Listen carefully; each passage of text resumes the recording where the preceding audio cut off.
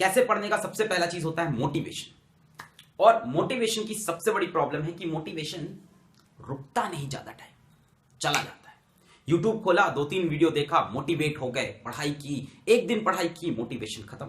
फिर दूसरे दिन सुबह उठे, यूट्यूब पे एक नया वीडियो देखा, फिर मोटिवेट हुए, फिर थोड़ी देर पढ़ाई की, फिर खत्म।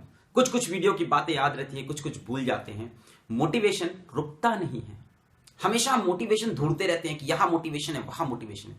मोटिवेशन हमारे अंदर बस जाए, ऐसा कैसे होगा? क्या ऐसा हो सकता है? ऐसा हो सकता है मोटिवेशन मेरे अंदर हो, दुनिया से मैं मोटिवेशन ना ढूंढूं। तो हमें ये बातें सबसे अच्छी तरह से कौन बता सकता है? हमारा टीचर, गुरु। तो मुझे भी ये बातें मेरे मैथ्स के टीचर ने बताई थी। मुझे इतनी मैथ्स नहीं याद है जितनी उनकी ये सारी बातें याद है। एक टीचर का काम सिर्फ बच्चे को पढ़ाना, डांटना, उनको चीजें याद कराना सिर्फ ये नहीं है, उसे ये दिखाना कि वो कितना कैपेबल है। ये मुझे लगता है। अब मैं जो बताने जा रहा हूं, हो सकता है उस बात से आप कन्विंस्ड हो सकता हो कन्विंस ना हो। जो मैं बताने जा रहा हूं ये मेरा खुद का आइडिया नहीं है, ये मेरे टीचर ने मुझको आइडिया दिया है, मेरे मैथ्स के टीचर ने। मुझे आज तक ये बात याद है। उसने बोला था कि अलग तुम्हें रोज रोज मोटिवेशन कहीं ढूंढना नहीं होता। हमारे टाइम पे यूट्यूब इतना पॉपुलर भी नहीं था, हम लोग लोगों में मोटिवेशन ढूंढते थे। तो उन्होंने कहा था अलग रोज रोज मोटिवेशन दूसरी जगह मत ढूंढो, मोटिवेशन को एक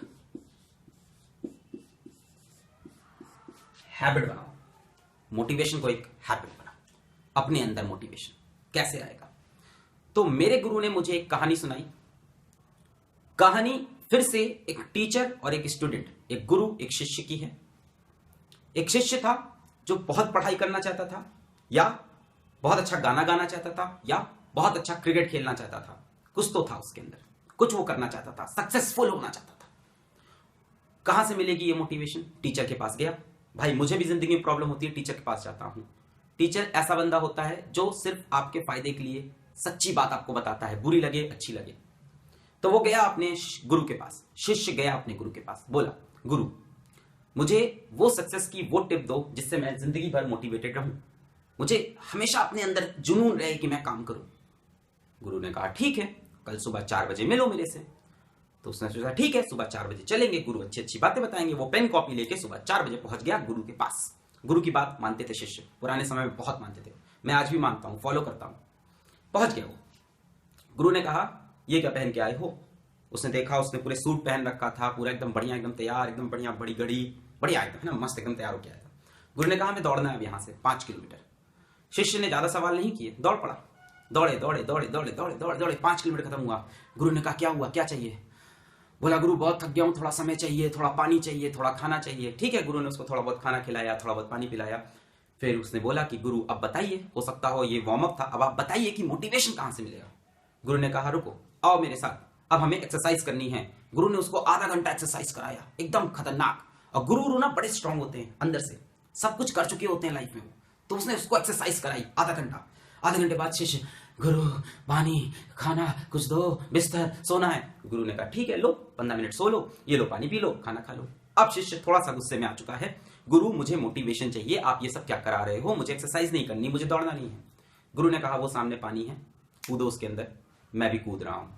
अब शिष्य ने कहा मैं आपसे स्विमिंग सीखने नहीं आया हूं। गुरु ने कहा नहीं, कूदो और तैरो। तैरना बहुत डिफिकल्ट काम होता है, बहुत ज्यादा एफर्ट लगते हैं। ठीक है, शिष्य कूद गया, तैरा तैरा 10-15 मिनट तैरने के बाद एकदम हाफ किया। गुरु ने कहा क्या हुआ, क्या चाहिए? बोला गुरु पानी चाहिए, पानी चाहिए, खाना चाहिए। तो गुरु ने उसका सर लिया और उठा के पानी के अंदर डाल दिया। अब ये क्या हो रहा है?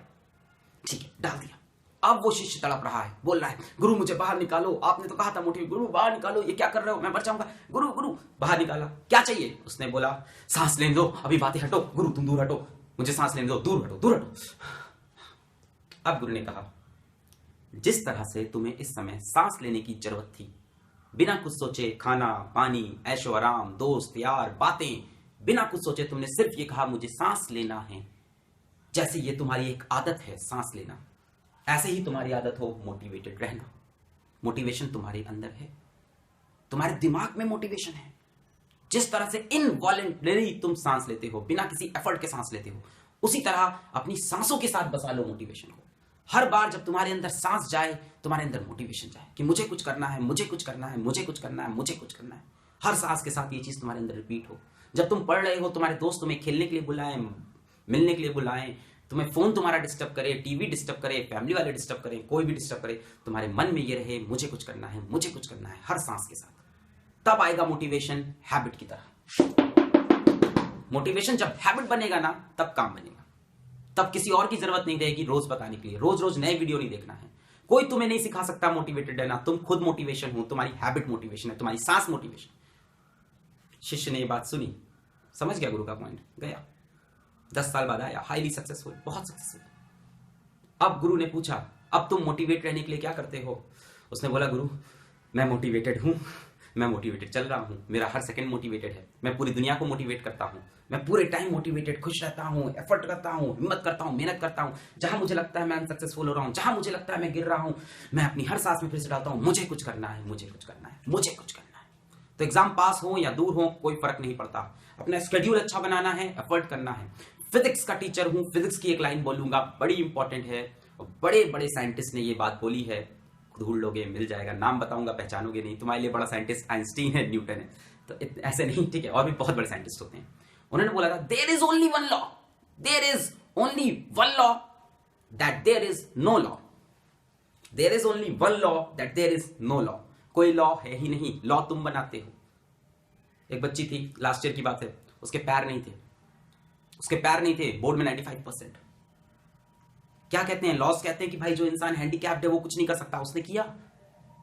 ऐसे बंदे होते हैं राइट हैंड टूट जाता है, लेफ्ट हैंड से लिखते हैं, लिखना सीखते हैं, पेपर में जाते हैं 95 मारते हैं। उन्होंने अपने लॉ बनाया, there is no law, there is only one law that there is no law. कोई लॉ है ही नहीं, उन्होंने अपने लॉ बनाए करके दिखाया। मेरे क्लास 12th में प्री बोर्ड में 19 नंबर केमिस्ट्री में, मैंने वीडियो भी डाला, और बोर्ड में 94। लोगों ने तो कह दिया था 19 नंबर जिसके प्री बोर्ड में आते हैं, लॉ कहता है कि उसके 50-60 से ज्यादा नहीं आएंगे, पर मैंने अपना लॉ बनाया, there is only one law, there is no law.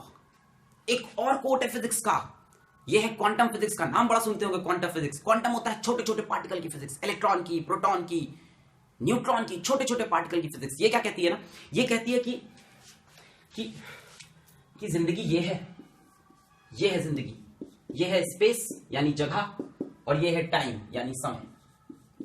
हर चीज इसमें एग्जिस्ट करती है। क्या समय है?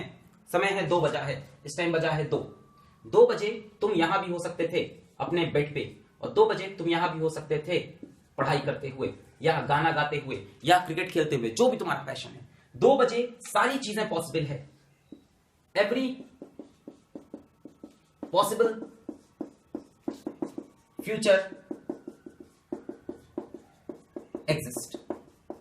जितना भी पॉसिबल फ्यूचर है सब एग्जिस्ट करता है। 2 के बाद 3 बजने वाला है, 3 बजे तुम डिसाइड करो तुम्हें इसमें से क्या चुनना है।